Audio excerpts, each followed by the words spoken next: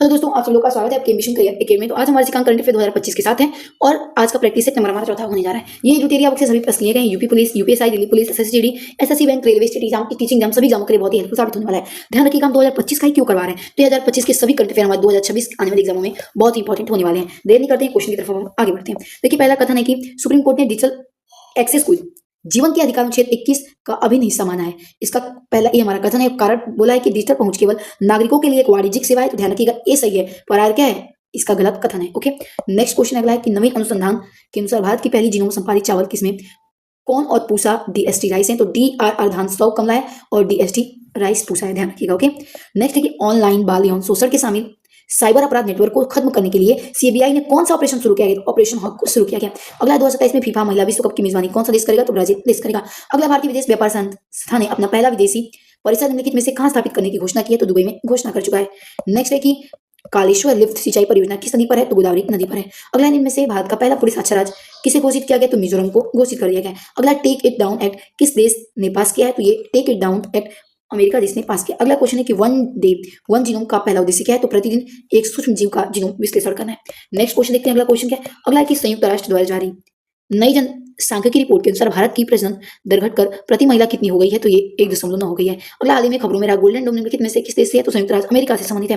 अगला है जाति आधारित जनगणना के से संबंधित जाति परिवर्तनों को ध्यान में रखते हुए निम्नलिखित कथनों पर विचार करना है। इसमें केवल पहला और तीसरा सही है, यानी कि अब भारत में जाति आधारित डिजिटल के रूप में की जाएगी और पिछली पूर्व जाति का जनगणना 1931 में हुई थी। ओके, अगला क्वेश्चन है कि डाक विभाग ने देश भर में शैक्षिक, सांस्कृतिक और धार्मिक सामाजिक पुस्तकों की किफायती दरों पर डिलीवरी के लिए किस नाम से डाक की शुरुआत की है। तो ज्ञान पोस्ट के नाम से शुरुआत की है। अगला है सी 6G तकनीकी किससे संबंधित है। तो केवल पहला तीसरा है। यह भारत में अब तक 6 पेटेंट दाखिल करने में शीर्ष 6वें में है और भारत का फोकस दूर दराज इलाकों के ब्रॉड एक्सेस पर है। ऑप्शन नंबर तीसरा भी करेक्ट हो जाएगा। अगला क्वेश्चन है कि मई 2025 में किस संगठन ने विश्व पशु स्वास्थ्य रिपोर्ट की पहली स्थिति जारी की है। तो विश्व पशु स्वास्थ्य संगठन के द्वारा यह जारी किया गया।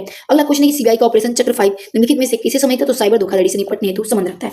नेक्स्ट क्वेश्चन है कि AI फॉर नेचर कार्यक्रम किस संगठन से संबंधित है। FOA से संबंधित है। अगला क्वेश्चन है भारत में पहुंच ऊर्जा उत्पादन से संबंधित कथन कौन सा है। ध्यान रखिएगा, केवल इसमें पहला और दूसरा है, यानी कि वैश्विक स्तर पर पवन ऊर्जा उत्पादन में भारत का चौथा स्थान है और भारत में शीर्ष पवन ऊर्जा उत्पादक राज्य कर्नाटक है।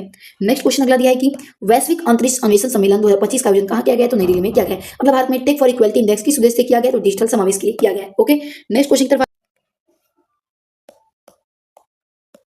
देखिए। अगला क्वेश्चन है कि ऑपरेशन हॉक 2025 किससे संबंधित है। ध्यान रखिएगा, बाल तस्करी से संबंधित है। अगला क्वेश्चन है कि गोल्डन नाइट 2025 किसका संयुक्त अभ्यास है। तो चीन और वियतनाम का संयुक्त अभ्यास है। अगला क्वेश्चन है कि राष्ट्रीय महिला आयोग ने किस संस्था के साथ मिलकर महिला सुरक्षा हेतु समझौता किया है। तो फ्यूचर शिफ्ट लैब के साथ मिलकर राष्ट्रीय आयोग ने महिला सुरक्षा समझौता पर हस्ताक्षर किए। अगला देश का पहला Atlas of water bodies of Bihar विभाग की साझेदारी से बना है। तो ग्रामीण विकास, विज्ञान और पर्यावरण विभाग की साझेदारी से बनाया गया। अगला क्वेश्चन है 7 मई 2025 में भारत का आयोजित राष्ट्रव्यापी नागरिक सुरक्षा मॉक ड्रिल का कोड क्या नाम था। तो ऑपरेशन अभ्यास नाम था। अगला है बिहार का पहला पैसेंजर टर्मिनल किस नीति के अंतर्गत बनाया गया है। तो गति शक्ति परिवहन नीति के तहत बनाया गया। नेक्स्ट क्वेश्चन की तरफ बढ़ते हैं। अगला क्वेश्चन देखिए क्या दिया। अगला क्वेश्चन दिया भारत में डॉल्फिन जनगणना 2025 के संबंध में कथनों पर विचार करना है। तो इसमें पहला और तीसरा सही हो जाएगा। ये भारत में बिहार में भारत की कुल डॉल्फिन का लगभग 35% हिस्सा है और उत्तर प्रदेश में सबसे अधिक डॉल्फिन पाई गई है। ठीक है, उसके बाद बिहार का स्थान है। ठीक है, नेक्स्ट है कि हाल ही में किस भारतीय क्रिकेट ने टेस्ट क्रिकेट से संन्यास लेने की घोषणा की है। तो उपयुक्त में से एक से अधिक। ठीक है, यानी कि ध्यान रखिएगा, विराट कोहली, रोहित शर्मा ने भी, ठीक है, और मोहम्मद शमी ने भी। नेक्स्ट क्वेश्चन देखते हैं। अगला क्वेश्चन है कि बिहार में लागू की गई 4% आरक्षण नीति के संबंध में कथनों पर विचार करना है। तो इसमें कथन दूसरा और तीसरा सही, यानी कि दूसरा और तीसरा। ओके, ध्यान दीजिएगा, इसमें दूसरा और तीसरा सही होगा। ओके, यानी कि पहला दूसरा ऑप्शन में यह नीति सभी 4 श्रेणियों के दिव्यांगों को शामिल करती है। इसका लाभ राज्य और केंद्र सरकारों के कार्यालयों को दिया था, ये भी सही है। नेक्स्ट क्वेश्चन देखते हैं। अगला क्वेश्चन है कि प्रतिशत के अनुसार बिहार बच्चों के हेल्थ कार्ड योजना के अंतर्गत स्वास्थ्य कार्ड बनाने में भारत का कौन सा स्थान है। तो भारत का द्वितीय स्थान है। अगला है कि आईपीएल 2025 में वैभव सूर्यवंशी ने कितने गेंदों में शतक लगाकर आईपीएल का दूसरा तेज शतक बनाने वाले खिलाड़ी बन चुके हैं। ध्यान रखिएगा, इन्होंने 35 गेंदों में शतक लगाया है। ओके, नेक्स्ट क्वेश्चन है कि नई दिल्ली में आयोजित दूसरी एशियाई योगासन खेल चैंपियनशिप में भारत ने कितने स्वर्ण पदक जीते हैं। तो भारत इसमें 83 स्वर्ण पदक जीते हैं। अगला 2026 में जापान में होने वाले एशियाई खेलों में कौन से नए खेल शामिल किए जाएंगे। तो क्रिकेट और मार्शल आर्ट शामिल किए जाएंगे। नेक्स्ट है कि भारत में MSMES क्षेत्र से संबंधित इनमें से कौन सा कथन गलत है। तो सी हमारा गलत हो जाएगा, बाकी सभी सही। तो चलिए एक बार सब पे नजर डाल लेते हैं। MSME द्वारा उत्पादित वस्तुओं का भारत के कुल निर्यात का 40% योगदान, ये भी सही है। और नेक्स्ट है कि सकल मूल्य वर्धित में इसका योगदान 30% है, ये भी सही है। और MSME वर्तमान भारत में 25 करोड़ से अधिक व्यक्तियों को रोजगार देती है, ये भी सही है। बाकी सी ऑप्शन हमारा गलत हो जाएगा, क्योंकि ध्यान रखिएगा क्वेश्चन में पूछा है कि कौन सा गलत कथन है। ओके, चलिए नेक्स्ट क्वेश्चन की तरफ आगे बढ़ते हैं। देखिए अगला क्वेश्चन हमारा क्या दिया है। अगला क्वेश्चन दिया है कि हाल ही में निम्नलिखित में से किस विश्वविद्यालय के शोधकर्ता ने एक मस्तिष्क कंप्यूटर इंटरफेस बनाया जो लकवाग्रस्त व्यक्तियों को पुनः अपनी गतिविधियों को सक्षम बनाता है। तो कैलिफोर्निया विश्वविद्यालय के द्वारा बनाया गया है। अगला क्वेश्चन देखते हैं। भारत के ध्रुवीय वैज्ञानिक अनुसंधान केंद्र संबंधित निम्नलिखित कथनों पर विचार करना है। क्यों पहला दूसरा सही, यानी कि दूसरा भी सही और पहला भी सही है, यानी कि आर्कटिक क्षेत्र में भारत का मुख्य अनुसंधान केंद्र हिमाद्री है, जो नॉर्वे के स्वालबार्ड द्वीप में स्थित है, और आर्कटिक में भारत के 2 सक्रिय अनुसंधान केंद्र मैत्री और भारतीय, ये भी सही है।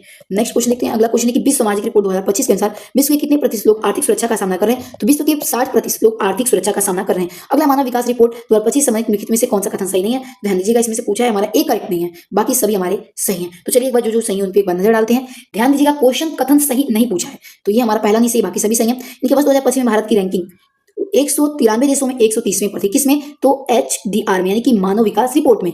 अगला भारत का मानव विकास सूचकांक स्कोर 2025 में 6.685 हो गया है, ठीक है, ये भी सही है। नेक्स्ट ये भी सही है 20, और कौन सा सही नहीं है? तो ये हमारा सही नहीं है, ध्यान रखिएगा। भारत का HDI का विभिन्न श्रेणियों के अंतर्गत मध्य मानव विकास श्रेणी में है। ओके, चलिए नेक्स्ट क्वेश्चन की तरफ बढ़ते हैं। अगला क्वेश्चन क्या दिया है?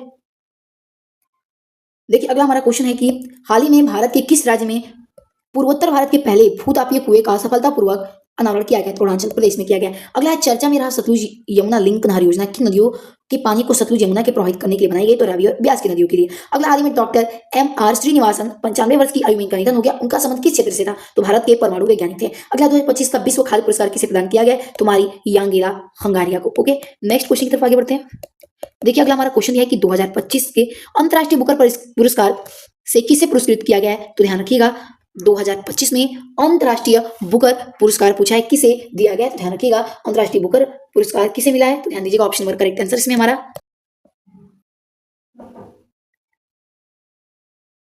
तो देखिए option number correct answer C हो जाएगा, यानी कि बानो मुश्ताक को दिया गया है। अगला क्वेश्चन है कि हाल ही में भारत के किस देश के साथ एक व्यापक आर्थिक भागीदारी समझौते के लिए TOR पर हस्ताक्षर किए गए? तो ध्यान रखिएगा, इसके साथ तो ऑप्शन नंबर 1 करेक्ट हो जाएगा, चिली कंट्री के साथ।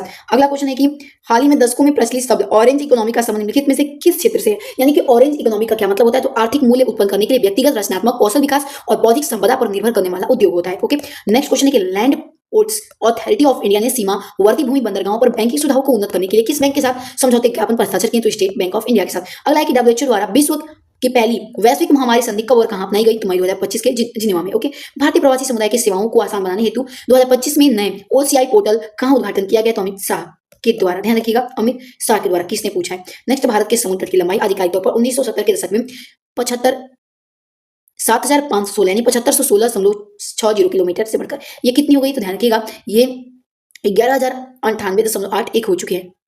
ओके, नेक्स्ट है, हाल ही में जारी डॉल्फिन अनुमान रिपोर्ट के अनुसार बिहार की नदियों में कुल डॉल्फिन की संख्या कितनी है? आपको पता होगा कि सबसे अधिक डॉल्फिन हमारे उत्तर प्रदेश में, उसके बाद बिहार में। तो बिहार में कुल कितनी डॉल्फिन है? ध्यान रखिएगा, 2220 यानी कि 2220। ओके, तो चलिए दोस्तों, मिलते हैं अपने नेक्स्ट वीडियो पसंद है तो प्लीज इसे अधिक से अधिक लाइक एंड सब्सक्राइब जरूर करिएगा। तब तक के लिए आप ध्यान रखिएगा। जय हिंद, जय भारत।